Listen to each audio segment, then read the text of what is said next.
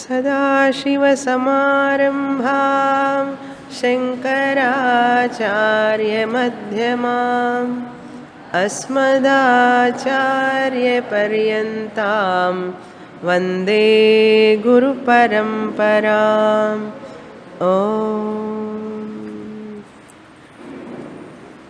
72వ page 29వ సూత్రం అన్యోన్యాశ్రయత్వమిత్యన్యే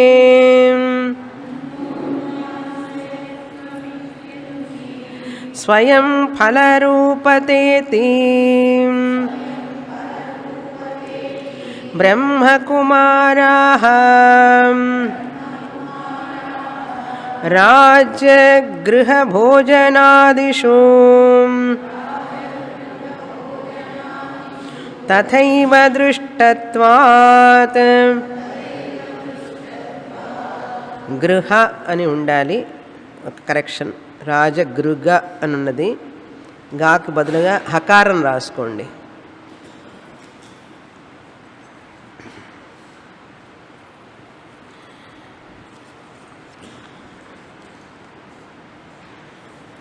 స్వయం ఫలరూపత ఇది అన్నారు. నారదుల వారు అద్వైత భక్తి గురించి స్తుతి చేస్తున్నారు, మాహాత్మ్యాన్ని. అద్వైత భక్తి ఎలా వస్తుంది అని, భక్తి ముందా జ్ఞానం ముందా అంటే జ్ఞానమే అని చెప్పి ఒకరు చెప్పారు. జ్ఞానమే ఉంటేనే భక్తి వస్తుంది అని. అన్యోన్యాశ్రయ అని అన్నారు మరొకరు.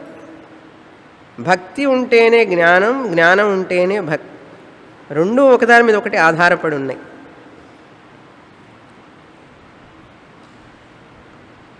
ఈ భక్తి అంటే ఏమిటి ఇక్కడ అర్థం? యాక్చువల్గా జ్ఞానం అంటే ఏమిటి అర్థం తెలుసుకోవాలి మనం.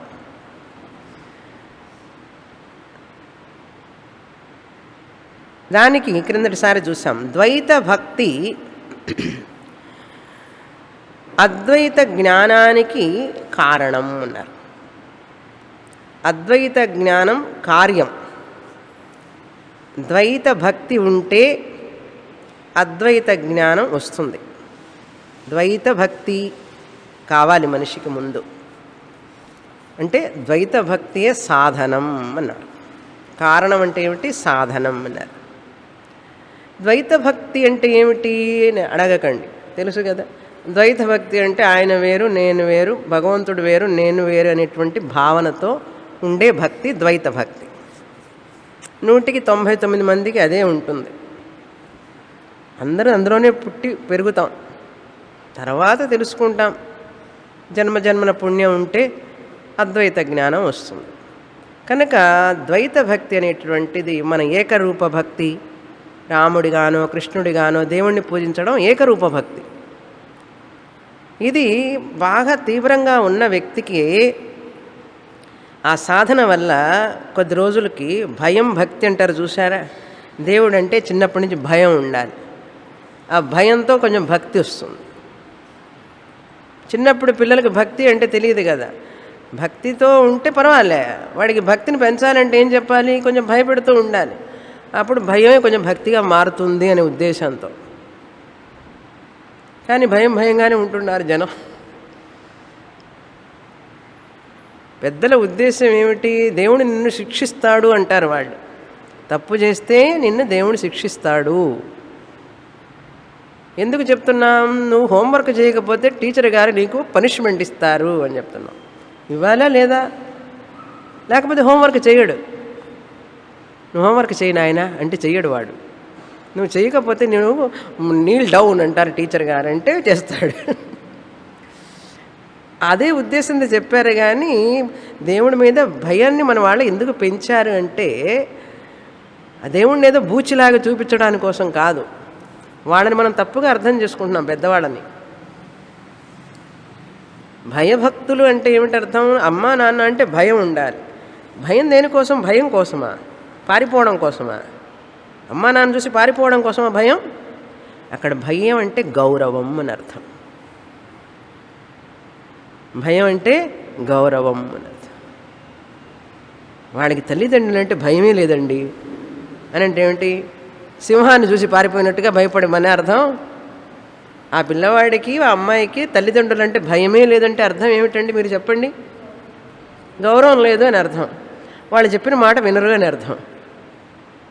కనుక భయం ఉంటే గౌరవం ఉంటుంది, గౌరవం ఉంటే వాళ్ళ మాట వింటారు, వాళ్ళ మాట వింటే వీళ్ళు బాగుపడతారు. అర్థమైందా? అబ్బా ఇంత ఉంది అందులో విషయం ఒక్క మాటలో. కనుక ఒక్కొక్క మాటని మనం ఆచితూచి కనుక ఆలోచిస్తే దాంట్లో ఎంతో విషయం ఉంది. దీన్నే వృద్ధ వ్యవహార అంటారు. మన పెద్దలు చెప్పే మాట వృద్ధ వ్యవహార. నేను ఎందుకు భయపడాలి మా అమ్మని చూస్తే? నేను ఎందుకు భయపడాలి మా నాన్నని చూస్తే? ఎవరు భయపడమన్నారు? నేను ఎందుకు గౌరవించాలి మా అమ్మని అని అంటే అడుగుతావు? అడగం కదా. నేను ఎందుకు గౌరవించాలి మా నాన్నని అంటావు. భయపడాలి అంటే నేను ఎందుకు గౌరవించాలి అని అడిగినట్లే. భయం అంటే భయం కాదు నాయన, గౌరవం అన్నారు. అదేవిధంగా భగవంతుడు ద్వైత భక్తిలో మనం భయంతో ముందు ఆరాధిస్తాం. ఆయన మనం తప్పు చేస్తే ఆయన మనం శిక్షిస్తాడు అనే భయంతో చెయ్యగా తర్వాత తెలుస్తుంది ఆయన ఎందుకు శిక్షిస్తాడు పాపం, ఆయన కరుణామయుడు దేవుడు అని తెలుసుకుంటాం. చూసారా, ఇది ద్వైత భక్తి. ఇలా చెయ్యగా ఒక రోజుకి మనకు అద్వైత జ్ఞానం వస్తుంది. ఏమంటే ఇంట్లో పూజ చేస్తే అద్వైత జ్ఞానం వచ్చేస్తుందా అండి అన్నాడు. ఆహాహా రాదు. ద్వైత భక్తి వల్ల సాధన చతుష్టయ సంపత్తి వస్తుంది, వివేకం వస్తుంది, వైరాగ్యం వస్తుంది, శమదమాది షట్క సంపత్తి వస్తుంది, ముముక్షుత్వం వస్తుంది, జ్ఞాన యోగ్యత వస్తుంది. ఇవన్నీ వచ్చిన తర్వాత నువ్వు గురువు కోసం వెతుకుతావు. అది విషయం. వెతుకుతున్నారా లేదా? వెతికి వచ్చారా లేదా? ఏదో పూజ చేశారు ఇంట్లో, ఆ భగవంతుడే కల్పించాడు. ఇప్పుడే చేశారో ఏ జన్మలో చేశారో, కొద్ది చేసినా గొప్ప చేసినా ఏదో మనసులో చేశాం కదా. కనుక ఆ జ్ఞాన యోగ్యతని ఇచ్చిన తర్వాత అద్వైత జ్ఞానం వస్తుంది. శ్రవణం, మననం, నిధిధ్యాసనం. ఈ అద్వైత జ్ఞానం వచ్చిన తర్వాత ఈ అద్వైత జ్ఞానం దేనికి మనకు సహాయపడుతుందంటే అద్వైత భక్తికి సహాయపడుతుంది. ఇప్పుడు అద్వైత జ్ఞానం ద్వైత భక్తి వల్ల వచ్చింది. ద్వైత భక్తి వల్ల అంటే మిథ్యలవన్నీ ఇక్కడ సప్లై చేసుకోవాలి. కర్మయోగ, ఉపాసన యోగ, సాధన చతుష్టయ సంపత్తి, గురుప్రాప్తి, జ్ఞానప్రాప్తి వచ్చిన తర్వాత అద్వైత జ్ఞానం. అద్వైత జ్ఞానం అంటే ఏమిటి? అహమన్నం అది అద్వైత జ్ఞానం. అహమన్నాద. ఈ అద్వైత జ్ఞానం వచ్చిన తర్వాత ఈ అద్వైత జ్ఞానమే మనకు సాధనంగా ఉపయోగపడుతుంది అద్వైత భక్తికి. అద్వైత జ్ఞానమే అద్వైత భక్తికి అది సాధ్యం. అద్వైత భక్తి అంటే ఏమిటి? ఆ పరమాత్ముడు నేను ఒక్కటే. నేను పూజించిన రాముడు కృష్ణుడు వేరు కాదు, ఆయన ఊరికే నామరూపం, నేను ఆయన ఒక్కటే అనేది అద్వైత భక్తి. అదే పరాభక్తి అన్నాం. అదే పరాభక్తి. కనుక జ్ఞానం భక్తిగా మారుతుంది. ఇప్పుడు అర్థమైందా? వేదాంతం క్లాసుకి పోతుంది, నీకు భక్తి కూడా పోయిందంటారు వాళ్ళు. అసలు భక్తి అంటే ఏమిటో తెలుసుకోవడానికి వస్తున్నాం మనం ఇక్కడ. ఇంతకు ముందులాగా నువ్వు పూజలు చేయడం లేదేమిటి, కొబ్బరికాయలు కొట్టడం లేదే అని అడిగితే నిజమైన పూజ చేస్తున్నాను నాయన, ఇప్పుడే షోడశోపచార పూజ అంటూ చేశాను, అపచారం చేశాను, అప్పుడు ఏదో చేశాను తెలుసో తెలియకో, ఇప్పుడే నిజమైన భక్తి అనేది ఏమిటని తెలుసుకుంటున్నాను నేను. ఎక్కడా ఎవరు చెప్తున్నారు అంటే నారదుల వారు చెప్తున్నారు, స్వామిని వారు చెప్తున్నారంటే నారదుల వారు చెప్తున్నారు అంటే త్రిలోక సంచారి కదా ఆయన. శనాయనగర్ వస్తారు సోమవారం 6:30 నుంచి 7:30 దాకా ఆయన అక్కడ ఉంటారు నారదుల వారు, ఆయన వచ్చి చెప్తున్నారు అన్నారు. నిజమైన భక్తి అద్వైత భక్తి. కనుక ద్వైత భక్తి అనేటువంటిది ఆర్తభక్తి, అర్థార్థి భక్తి అన్నాం మనం. ద్వైత భక్తి అంటే ఏమిటి? ఆర్తభక్తి. సమస్యల్లో ఉన్నప్పుడు దేవుణ్ణి ఉపయోగించుకునేవాడు ఆర్తభక్తుడు. అర్థార్థీ భక్తి అంటే తన పనులు జరుపుకోవడానికి అమ్మ చూపించేవాడు అర్థార్థీ భక్తుడు. తర్వాత అద్వైత జ్ఞానానికి వస్తాడు జిజ్ఞాసు భక్తుడు. వచ్చి అద్వైత భక్తిలో జ్ఞాని అన్నాం. చూసారా, అద్వైత జ్ఞానానికి జిజ్ఞాసు, అద్వైత భక్తికి జ్ఞాని అన్నారు. అది అందుకని స్వయం ఫలరూపత అన్నాం. స్వయం ఫలరూపత అంటే భక్తియే సాధనం, భక్తియే సాధ్యం. ద్వైత భక్తి సాధనం, అద్వైత భక్తి సాధ్యం. మధ్యలో అద్వైత జ్ఞానం కనెక్షన్. ద్వైత భక్తి సాధనం, అద్వైత జ్ఞానం సాధ్యం. అద్వైత జ్ఞానం సాధనం, అద్వైత భక్తి సాధ్యం. సాధనం సాధ్యం అంటే ఏమిటి? మళ్ళీ రోడ్డు సాధనం అండి, మనం చేరే గమ్యం సాధ్యం. మీరు హాలుకి రావాలి కదా, ఇది గమ్యం. మీకు 5 గంటలకల్లా హాల్లో ఉండాలనుకున్నారంటే గమ్యం. ఎలా వస్తారు? ఏ సాధనం అన్నారు? రోడ్డు ఉంటే కదా వస్తారు. రోడ్డే లేకపోతే ఏమొస్తారు? వాహనము, రోడ్డు ఉండాలి, రోడ్డు మీద వాహనం రావడానికి కదా. కనుక సాధనం గమ్యం. అదేవిధంగా ద్వైత భక్తి సాధనం, అద్వైత జ్ఞానం సాధ్యం. అద్వైత జ్ఞానం సాధనం, అద్వైత భక్తి సాధ్యం. కనుక మనం ఏం చెప్పచ్చు ఇప్పుడు? ద్వైత భక్తి నుంచి అద్వైత భక్తికి రావడానికి ఇప్పుడు ఎన్ని భక్తులు ఉన్నాయండి చెప్పండి? ఎన్ని భక్తులు ఉన్నాయి? ఉన్నది ఒకటే భక్తి. అద్వైత భక్తికి రావడం కోసమే ఆ ద్వైత భక్తి. అద్వైత భక్తి రాకపోతే ద్వైత భక్తి పూర్తి కాదు.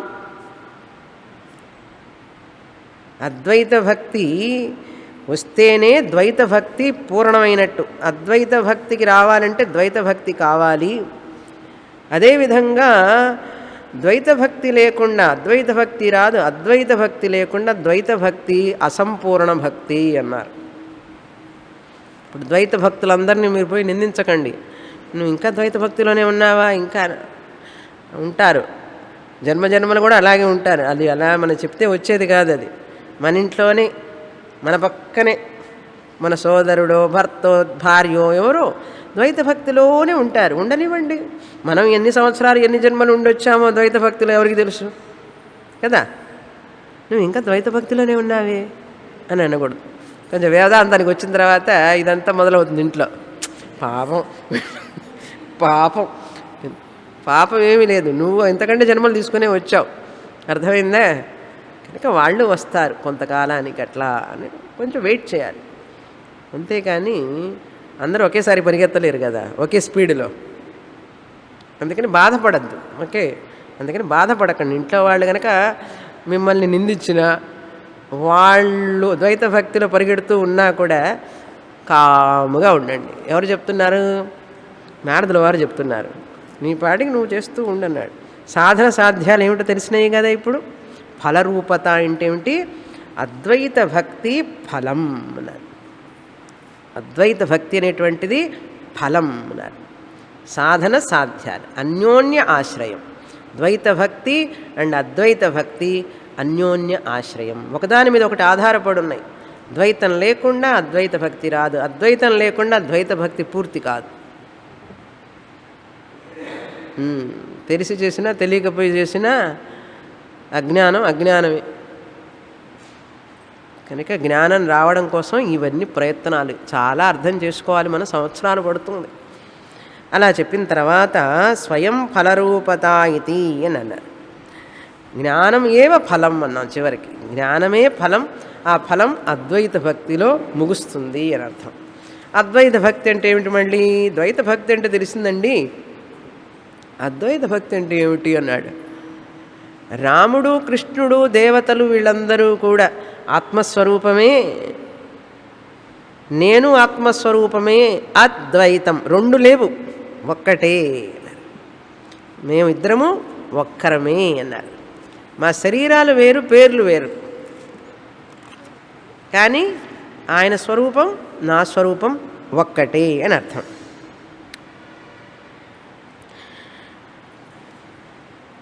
అందుకని జ్ఞానం ద్వారా చూడాలన్నీ, ప్రతిదీ జ్ఞానం ద్వారా తెలుసుకుంటూ ఉండాలి. జ్ఞానం లేకపోతే ఇవన్నీ అర్థం కావు. మన శాస్త్రం ఉండబట్టి ఇవన్నీ అర్థమవుతున్నాయి మీకు. లేకపోతే కళ్ళు చిమిట వేయాల్సిందే. ఏమిటండి ఇదంతా అనిపిస్తుంది మనకు.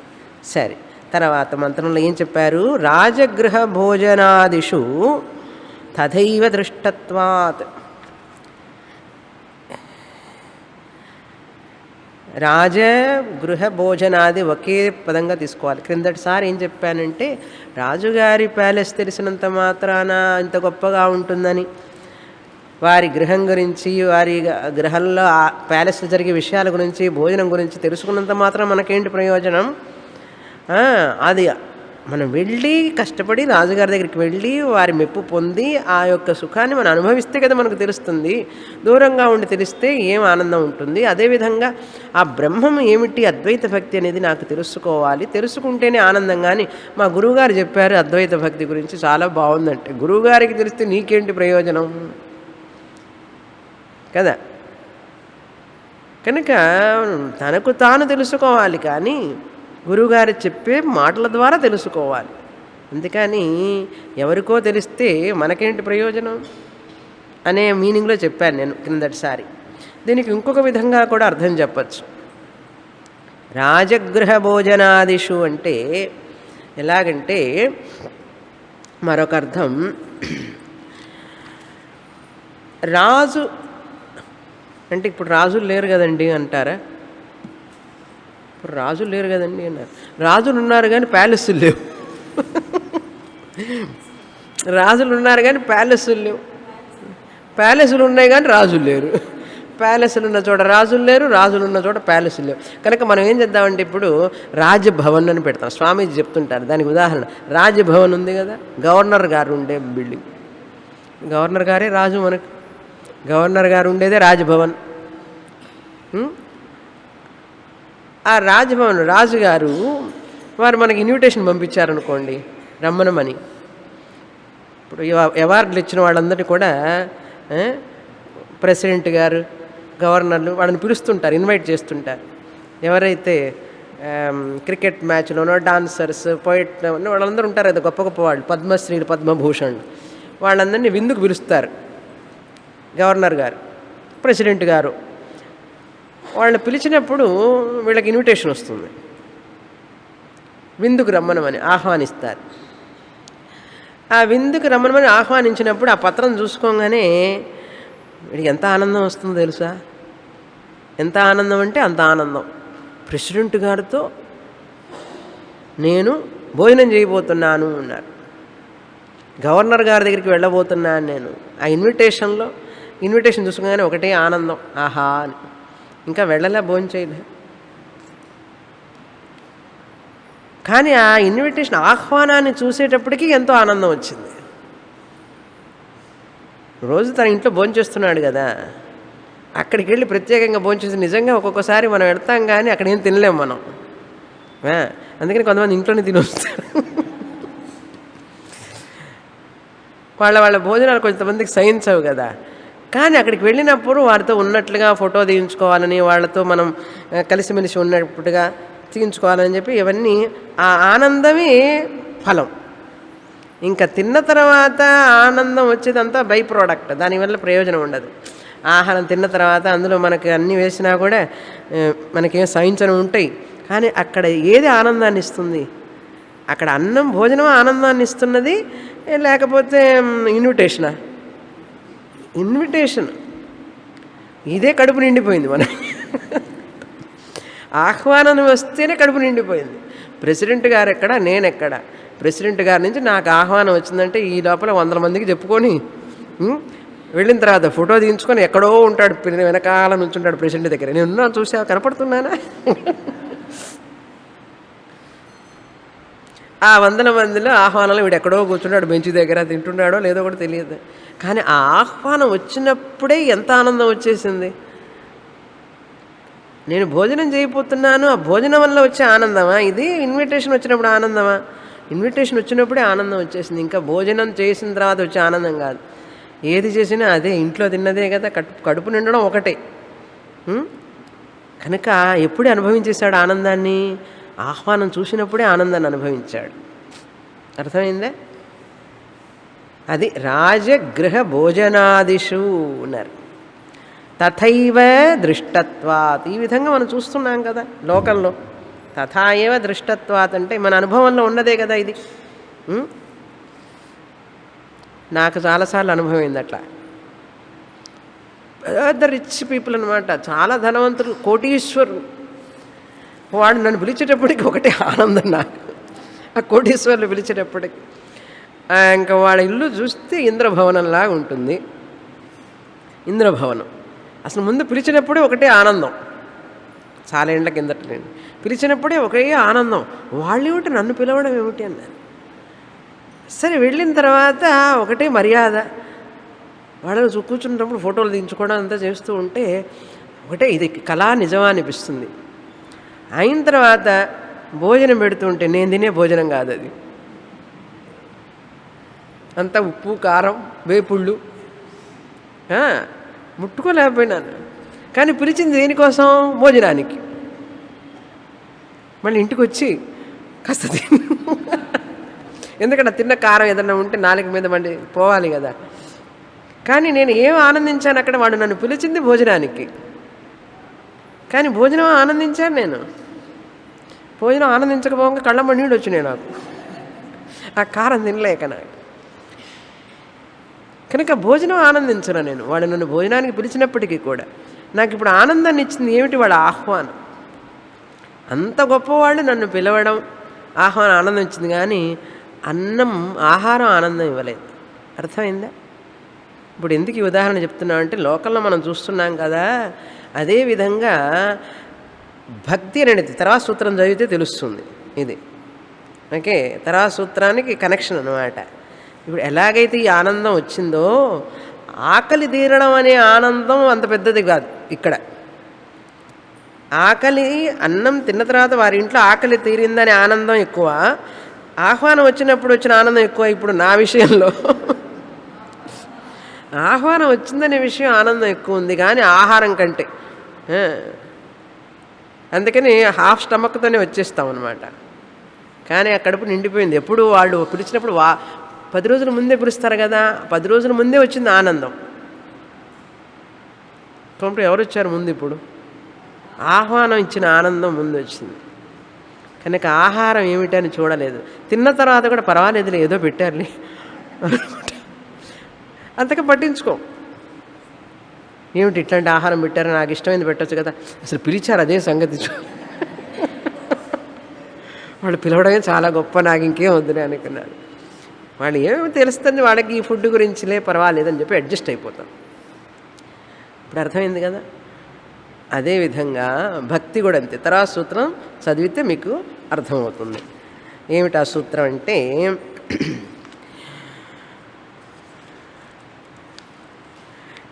నతేన రాజపరితోషః క్షుధా శాంతిర్వా.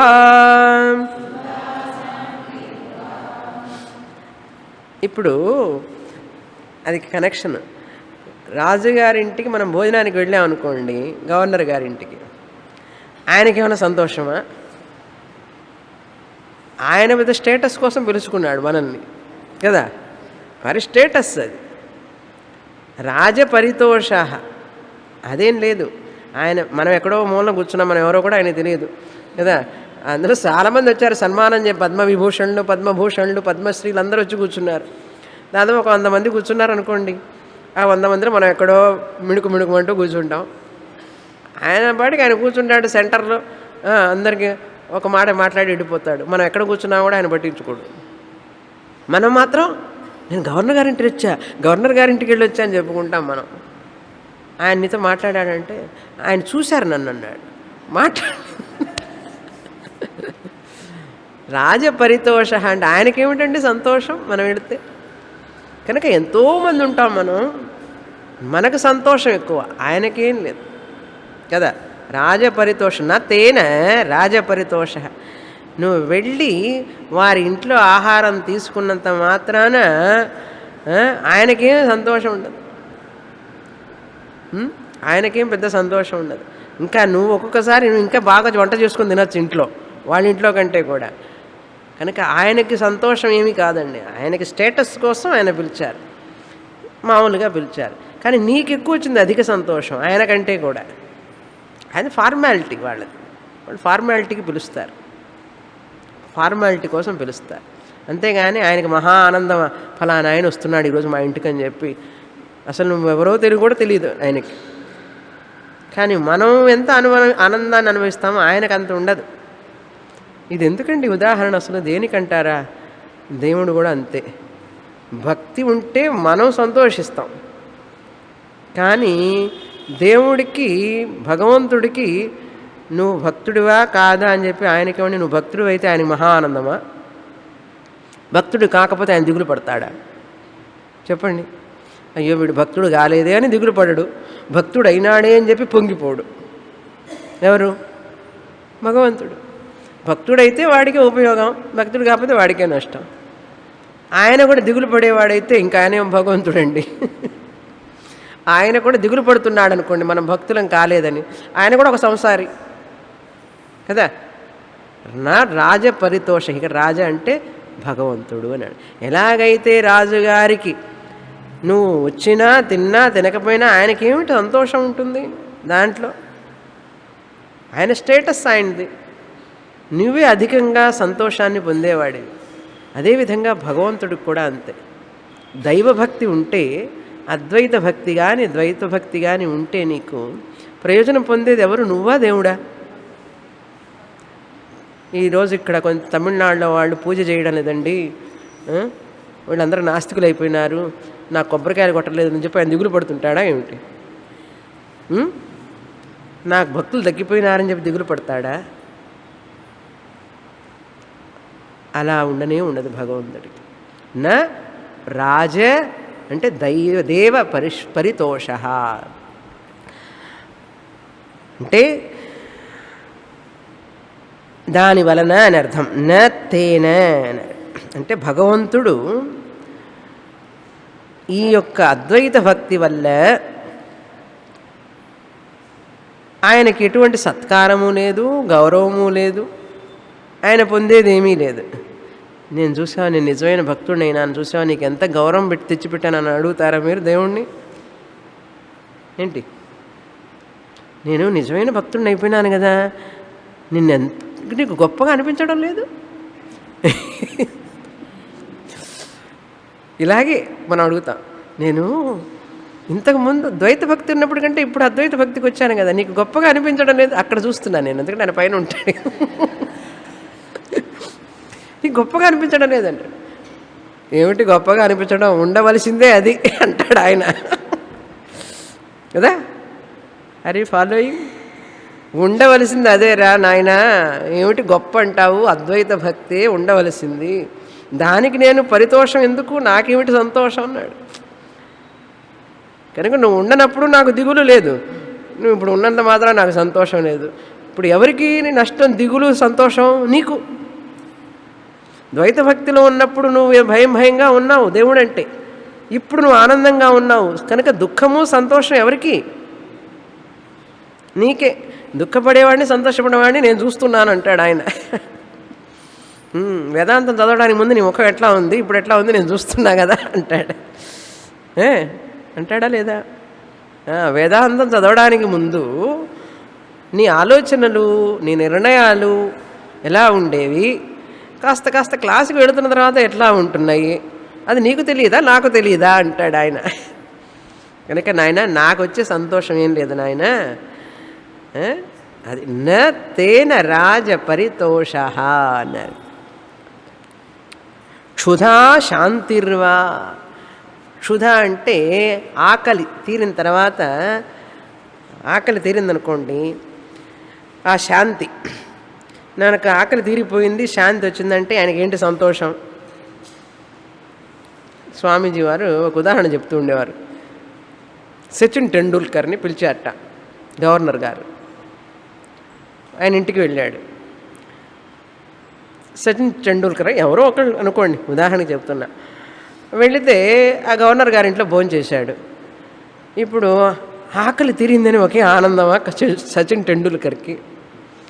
ఆయన లక్షల మందికి భోజనం పెట్టగలడు సచిన్ టెండూల్కర్ కదా. గవర్నర్ గారి ఇంటికి వెళ్తే నాకు ఆకలి బాధ తీరిపోయిందంటాడా? గవర్నర్ గారు పిలిచారనేది పెద్ద ఇది గొప్పతనం, కానీ గవర్నర్ గారి ఇంటికి వెళితే నాకు ఆకలి తీరిపోయింది, క్షుధా నివృత్తి, క్షుధా శాంతి, ఆకలి బాధ తీరిపోయిందనేదే సంతోషం ఇస్తుంది సచిన్ టెండూల్కర్కి. అక్కడికి పోయి ఏమి తినను కూడా ఒక తినకుండా వస్తాడు, ఎందుకంటే డైటింగ్ కదా, ఫార్మాలిటీకి పోయి వస్తాడు. అంతేగాని ఇక్కడ ఆకలి తీరిందనే శాంతి అనేది కూడా ఉండదు. నత్తేన అన్నారు భగవంతుడికి. ఆ గవర్నర్ గారికి నువ్వు ఆకలి బాధ తీరిందా లేదా అని ఆ గవర్నర్ గారు చూస్తారా? సచిన్ టెండూల్కర్ బాగా తిన్నావని ఆయన ఆకలి తీరిందని అని అడుగుతాడు ఆయన? అడగడు కదా. అందుకని నత్తేన అంటే నువ్వు రావడం వల్లనో నీకు ఆకలి తీరడం వల్లనో ఆయనకేమిటి సంతోషము ఏమి లేదు, వచ్చావు వెళ్ళావు అంతే అంతే. అదేవిధంగా భక్తి కూడా అంతే. అద్వైత భక్తి కూడా మనం భగవంతుడికి ఏదో ప్రీతి చేస్తున్నామని కాదు, ఇదంతా భగవంతుడికి ప్రీతి లేదు అక్కడ, ఆయనకి మనం తిన్నామా లేదా మన శాంతించామా అనేది ఇవన్నీ కాదు అక్కడ. ఏమిటి కారణం అంటే అద్వైత భక్తి తనకు తానుగానే స్వరూప జ్ఞానాన్ని ఇస్తుంది అని అర్థం. స్వరూప జ్ఞానమే అద్వైత భక్తి అన్నారు. కొంచెం టెక్నికల్గా ఉంటాయి శ్లోకాలు, ఈ సూత్రాలు. నత్తేన రాజపరితోష అంటే ఆకలి తీరడం వలన వచ్చినటువంటి ప్రయోజనం అనేటువంటిది, దాని యొక్క ప్రయోజనం ఏమీ లేదు. ఆకలి నీకు తీరిందనేటటువంటి సంతోషం రాజుగారికి లేదు. అర్థమైందా? అదేవిధంగా భక్తి అనేది కూడా సాధ్య సాధనాలు అన్నారు. ఈ భక్తి అనేటువంటిది అది సాధ్యం అంటున్నారు. సాధ్యం అంటే ఏమిటి? గమ్యం, చివరి గమ్యం. ఎలా చివరి గమ్యం అంటే ద్వైత భక్తి అనేటువంటిది అద్వైత భక్తిలోకి కలిసిపోతుంది చివరికి, అదే సాధ్యం. ద్వైత భక్తిని మొదలుపెట్టామంటే మీరు ఆగరు, అది అలా తీసుకువెళ్తుంది దానికి ఆ అద్వైత భక్తిలోకి. అది వెళ్ళే వరకు అది కొనసాగుతూనే ఉంటుంది జీవిత జన్మలు కూడా మనిషికి అని చెప్పిన తర్వాత ఇక్కడ పరాభక్తి పరభక్తి, కొంచెం ఆ లెటర్స్ పరాభక్తి అంటే స్త్రీలింగం, పరా స్త్రీలింగం చెప్పానా పోయిన వారం. పరాభక్తి, భక్తి స్త్రీలింగం, పరాభక్తి. పరభక్త అనొచ్చు కానీ పరభక్తి అనకూడదు. పరహ భక్త లేకపోతే పరహ భక్తి అనొచ్చు. పరహ భక్తి పరభక్తి, పరహ భక్త పరభక్త. అందుకని దాని సమాసం ఇదంటారు, విడపడిచి చెప్పడం అదంతగా మనకు అవసరం లేదు. కానీ ఆ పరాభక్తి అనేటువంటిది, పరా అంటే భక్తి ఉండాలి ఇక్కడ ఈ పదంలో మనం స్ప్లిట్ చేసినప్పుడు. తర్వాత సూత్రం చదువుతాం. తస్మాత్ సా ఏవ గ్రాహ్యా ముముక్షుభిః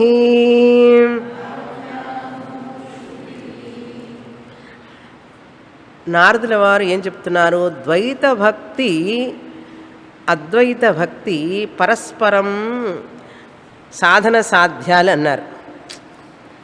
నారదుల వారు ఎక్కడ చెప్పారు? బ్రహ్మకుమారాః స్వయం ఫలరూపత ఇతి అన్నారు. ఇక్కడ ఆయన జ్ఞానం గురించి ఏం చెప్పలేదు, భక్తి ఫలం ఇస్తుంది అంటున్నారు. స్వయం ఫలరూపత అంటే ఏమిటి? భక్తే ఫలాన్ని ఇస్తుంది అన్నారు. మరి నారదుల వారు భక్తే ఫలాన్ని ఇస్తుందంటే అప్పుడు మరి వేదాంతం ఎందుకండి చదవడం అని మనం అనిపించవచ్చు. భక్తే మనకు ఫలాన్ని ఇచ్చేటట్లయితే మోక్షాన్ని, మరి జ్ఞానం అని ఆయన చెప్పలేదు అంటే అందులో మనం తెలుసుకోవాలి ఉన్నదని.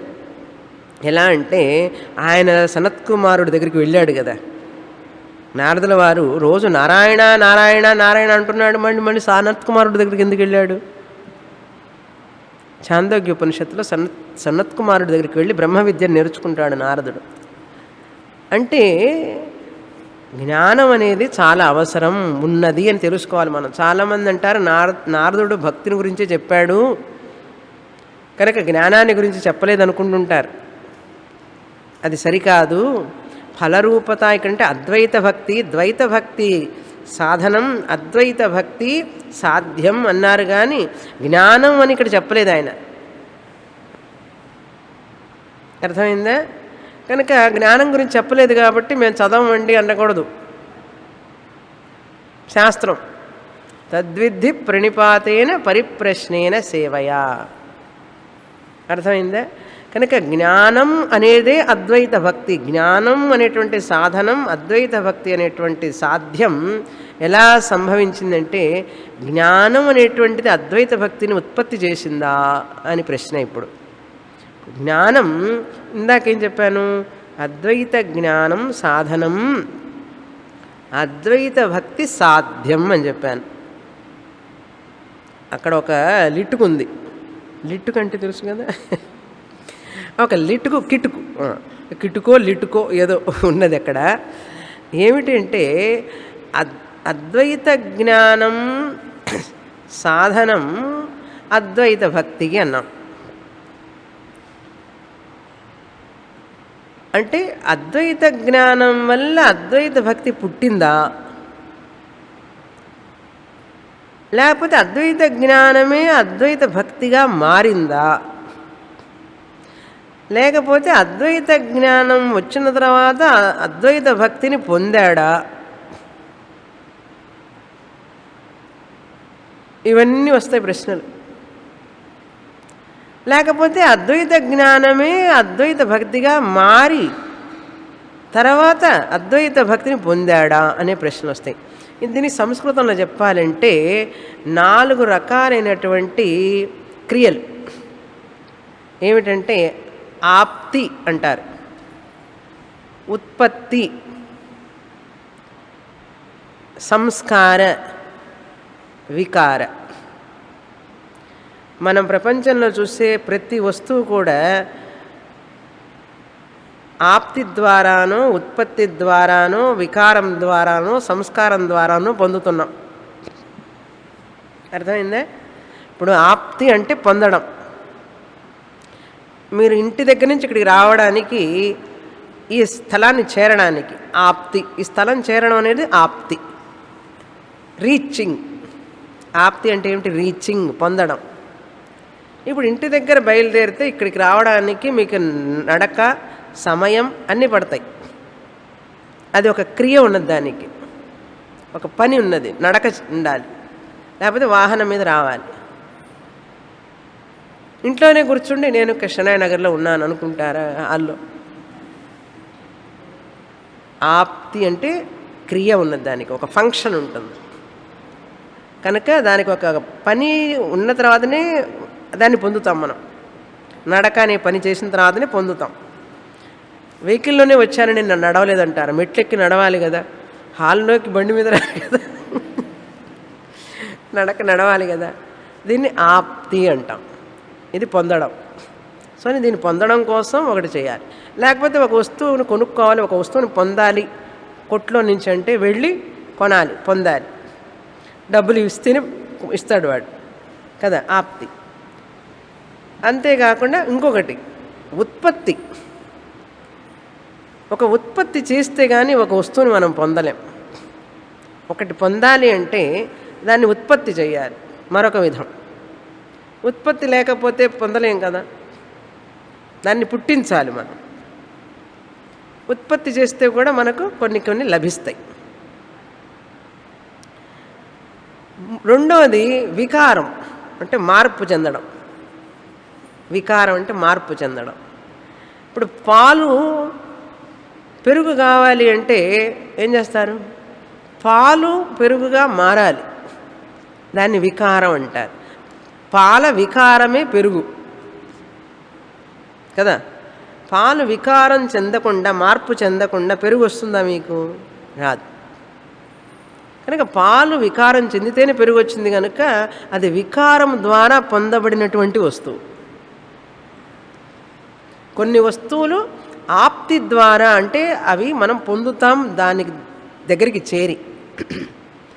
కొన్ని వస్తువులు మనం పుట్టిస్తాం. అంటే సాంబారు తినాలి అంటే తయారు చేయాలి, ఉత్పత్తి చేయాలి. స్వీట్ చేయాలంటే ఉత్పత్తి చేయాలి. ఇంట్లో రకరకాలుగా ఉత్పత్తి చేస్తాం కదా మనం. చెట్లు కానీ పూలు కానీ ఇవన్నీ కూడా ఉత్పత్తి అంటారు. ఉత్పత్తి వస్తేనే కొన్ని లభిస్తాయి. వికారం, ఆప్తి, ఉత్పత్తి, వికారం. కొన్ని నాలుగవది ఏంటంటే సంస్కారం. సంస్కారం అంటే దానికి కొంచెం రిఫైన్మెంట్ చేయాలన్నమాట, సంస్కరించాలి. సంస్కారం అంటే ఏమిటి? ఇప్పుడు బంగారం ఉందండి, భూమిలో నుంచి తీయంగానే మెడలో వేసుకుంటారా? భూమిలో నుంచి తీయంగానే మెడలో వేసుకోగలరా బంగారం? అసలు ఇది బంగారం అనే తెలియదు మీకు. భూమిలో నుంచి తీసిన మట్టి పెళ్ళలో బంగారం అని తెలియదు మీకు. అది తీసుకెళ్ళి ఫర్నేస్లో వేసి బాగా కరగబెట్టి ఆ మట్టిని తీస్తాడు. మళ్ళీ ఇంకో ఫర్నేస్లోకి, మళ్ళీ ఇంకో ఫర్నేస్లోకి. ఫర్నేస్ అంటే ఆ కాగబెట్టేటటువంటి పాత్రం. అలా వెళ్ళగా వెళ్ళగా వెళ్ళగా అందులో మట్టి అంతా పోయి కాస్త బంగారం వస్తుంది. ఇంత మట్టి పెళ్ళ తీసుకెళ్తే 1 గ్రాము బంగారం వస్తుంది. మీ ఇంటి దగ్గర, మా ఇంటి దగ్గర కాదు, అక్కడ ఆ బంగారం వస్తుంది. అది వచ్చిన తర్వాత దాన్ని మళ్ళీ మళ్ళీ మళ్ళీ రిఫైన్ చేస్తే సంస్కారం అన్నమాట. దీన్ని రిఫైన్మెంట్ అంటారు. అలా చేయగా చేయగా మీ మెడలో ఇప్పుడు బంగారం గొలుసున్నది.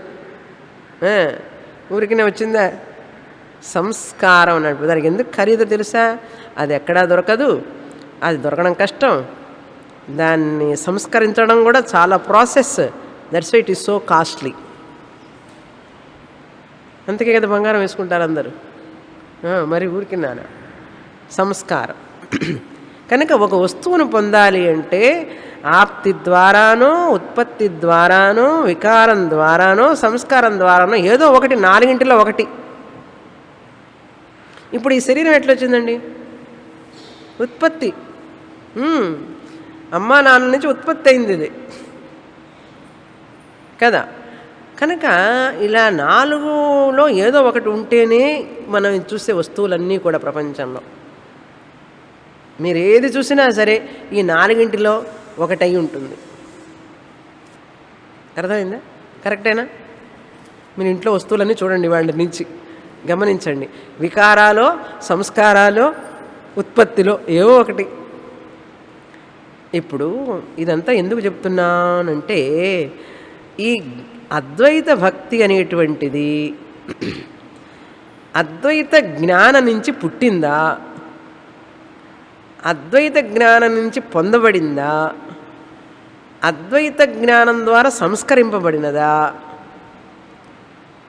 ఏది అద్వైత భక్తి? ఈ అద్వైత జ్ఞానం ద్వారా పుట్టిందా ఈ అద్వైత భక్తి, లేక అద్వైత భక్తి అద్వైత జ్ఞానం ద్వారా సంస్కరింపబడిందా, సంస్కరింపబడితే వచ్చిందా, లేక ఈ అద్వైత భక్తి ఈ అద్వైత జ్ఞానం పరిణామం చెందితే వచ్చిందా, లేక ఈ అద్వైత భక్తి అద్వైత జ్ఞానం ఉత్పత్తి చేసిందా? ఎలా వచ్చింది అంటే ఈ 4 కాదు. అద్వైత జ్ఞానం వల్ల అద్వైత భక్తి ఇది చాలా సునిశ్చితమైనటువంటి విషయం. ఇప్పుడు వినండి, ఒకప్పటికి అర్థమవుతుంది. ఓకే, అద్వైత జ్ఞానం అనేటువంటిది అద్వైత భక్తి నుంచి పుట్టినా కానీ వికారం చెందితే వచ్చినదైతే, సంస్కారం వల్ల వచ్చినదైతే, ఆప్తి పొందడం వల్ల. ఎందుకంటే ఇప్పుడు దూరంగా ఉంటే కదండి పొందాలి. ఆప్తి అంటే ఏమిటి? ఇప్పుడు మీ ఇంటి దగ్గర లేదు కదా ఈ హాలు, దూరంగా ఉన్నది కాబట్టి ఆప్తి అంటే ఇక్కడ లేకపోతే నేను పొందాలి కదా. ఇక్కడ లేని దాన్ని నేను పొందాలి అంటే ఆప్తి అంటారు, అటైన్మెంట్. ఈ 4గింటి వల్ల వచ్చినది కాదు. వస్తే ఒకవేళ ఆప్తే అనుకోండి, నేను పొందాను అని అన్నాం అనుకోండి, అద్వైత జ్ఞానం వల్ల అద్వైత భక్తిని పొందాను అంటే ఏమిటి అర్థం? ఇప్పుడు లేదు అని అర్థం. అర్థమైందా? నేను ఒకప్పుడు బ్రహ్మాన్ని కాదు, ఇప్పుడు అద్వైత బ్రహ్మాన్ని అయినాను అని అంటాం ఆప్తి అంటే. ఒకవేళ అద్వైత జ్ఞానం అద్వైత భక్తిని ఉత్పత్తి చేసిందనుకోండి, ఉత్పత్తి అయినది ఉంటుందా శాశ్వతంగా? ఉత్పత్తి అయినది నశిస్తుంది. జాయతే వర్ధతే విపరిణమతే అపక్షీయతే వినశ్యతి. ఏదైతే పుడుతుందో అది నశించి తీరుతుంది. అద్వైత జ్ఞానాన్ని నుంచి అద్వైత భక్తి కనుక పుట్టిందనుకోండి, అద్వైత భక్తి పోతుంది, నశించిపోతుంది. పోతుందా? అద్వైత భక్తి పోతుందా అట్లా? కనుక అద్వైత భక్తి అద్వైత జ్ఞానాన్ని నుంచి పుట్టలేదు అన్నారు. ఓకే. పోనీ మూడవది, అద్వైత భక్తి అద్వైత జ్ఞానం వికారం మారితే వచ్చినటువంటిదా, వికారం వల్ల వచ్చిందా అన్నది. వికారం చెందేది కూడా శాశ్వతం కాదు, అనిత్యం. కనుక అద్వైత భక్తి అటువంటి అనిత్యమైనది కాదు. కనుక ఆత్మజ్ఞానాన్ని నుంచి అది వికారం మార్పు చెంది వచ్చినది కాదు. ఏమండి, పెరుగు వస్తే పాలుంటాయా? పెరుగు వస్తే పాలుంటాయా?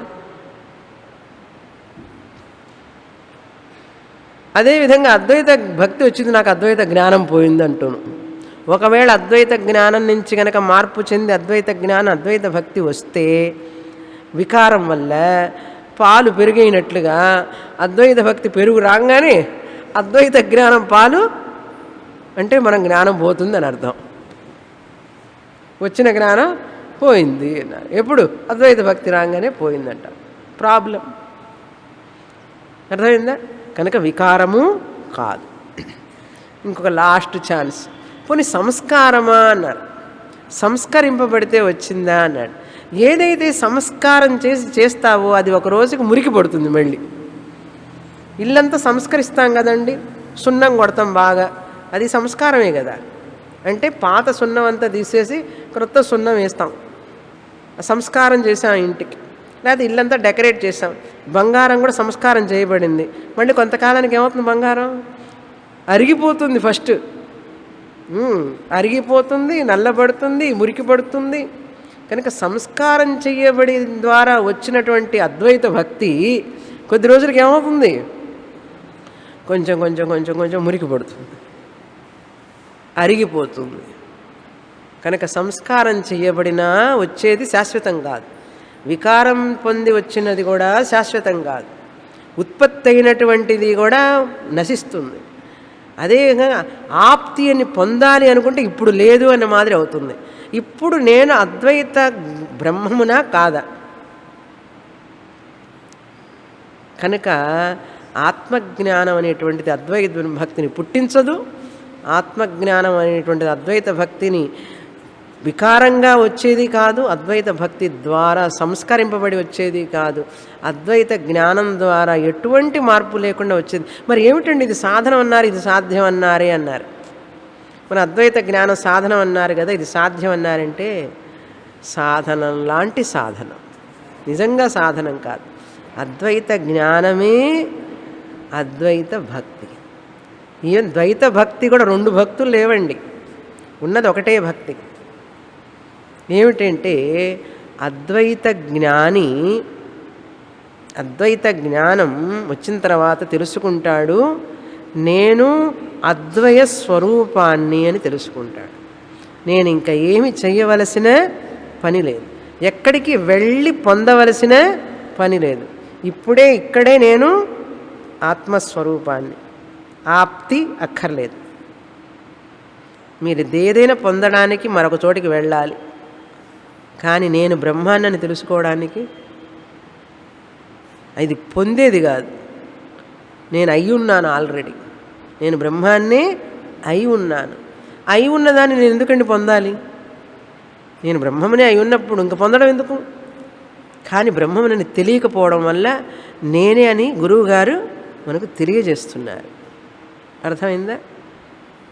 కనుక మీరు క్లాసుకు రాకముందు బ్రహ్మమే, ఇప్పుడు బ్రహ్మమే, ఎప్పుడూ బ్రహ్మమే. కానీ క్లాసుకు రాకముందు మీకు తెలియదు, ఇప్పుడు తెలియచేస్తుంది శాస్త్రం. అర్థమైందా? కనుక ఆప్తి కావాలా? ఇప్పుడు పొందాలా? మీరు బ్రహ్మాన్ని పొందాలా? అండి స్వామిని నేను ఎప్పుడు పొందుతానండి? ఏప్రిల్ 1న పొందుతాం. ఏప్రిల్ 1కి అందరం బ్రహ్మాన్ని పొందుతాం అన్నాడు. ఫూల్ అని అర్థం. నేను బ్రహ్మాన్ని కాకపోతే కదా నేను బ్రహ్మాన్ని పొందాలి. బ్రహ్మమునే అయి ఉన్నప్పుడు బ్రహ్మాన్ని పొందాలని ఎందుకు అనుకోవాలి? అద్వైత భక్తి ఉత్పత్తి అవుతుందా అంటే అది ఎందుకు ఉత్పత్తి కావాలి? అద్వైత జ్ఞానం మనకు తెలియజేస్తుంది నేను అద్వైత భక్తిలోనే ఉన్నాను ఎప్పటికీ అని అర్థం. అద్వైతమే నేను అని తెలుసుకోవడమే అద్వైత భక్తి. There is no second real thing other than me. ఇది అద్వైత భక్తి. Understanding that there is no second real thing. మరొక నిజమైన వస్తువు ప్రపంచంలో లేదు నేను తప్ప అని తెలుసుకోవడమే అద్వైత భక్తి. కనుక ఇది ఉత్పత్తి చేయవలసిన పని లేదు. వికారము అక్కర్లేదు, సంస్కారము అక్కర్లేదు. మరేం కావాలన్నా క్లాసులు వింటూ ఉండు, ఏమీ చేయక్కర్లేదు. ఎలా ఉన్నావో అలాగే ఉండు, వింటూ ఉండు, మార్పు వచ్చేస్తుంది.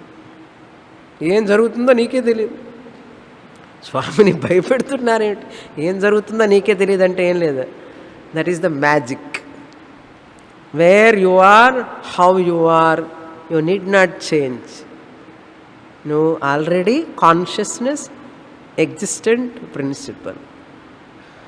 ఆ ఆత్మజ్ఞానమే నేను అద్వైత భక్తిలోనే ఉన్నాను అని తెలియజేసేది అద్వైత జ్ఞానం. అంతేగాని సాధన సాధ్యాలంటే ఏదో అనుకోకూడదు. అది విషయం. ఇక్కడ కొంచెం కష్టం. ఈ విషయాన్ని మనం గుర్తుపెట్టుకోవాలి. కనుక ఆత్మజ్ఞానం అనేటువంటిది ఒకదాని వల్ల వచ్చేది పుట్టేది కాదు. అది నా యొక్క స్వరూపాన్ని తెలుసుకోవడమే అని తెలుసుకోవాలి. అందుకని సబ్జెక్ట్ చాలా హెవీగా ఉంది. ఇంతవరకు చాలు. ఈరోజు చెప్పిన దాన్ని కొంచెం నెమరు వేసుకోండి. పూర్ణమద పూర్ణమిదం పూర్ణాత్ పూర్ణముదచ్యతే పూర్ణస్య పూర్ణమాదాయ పూర్ణమేవావశిష్యతే. ఓం శాంతి శాంతి శాంతి. హరి ఓం. శ్రీ గురుభ్యో నమః. హరి ఓం.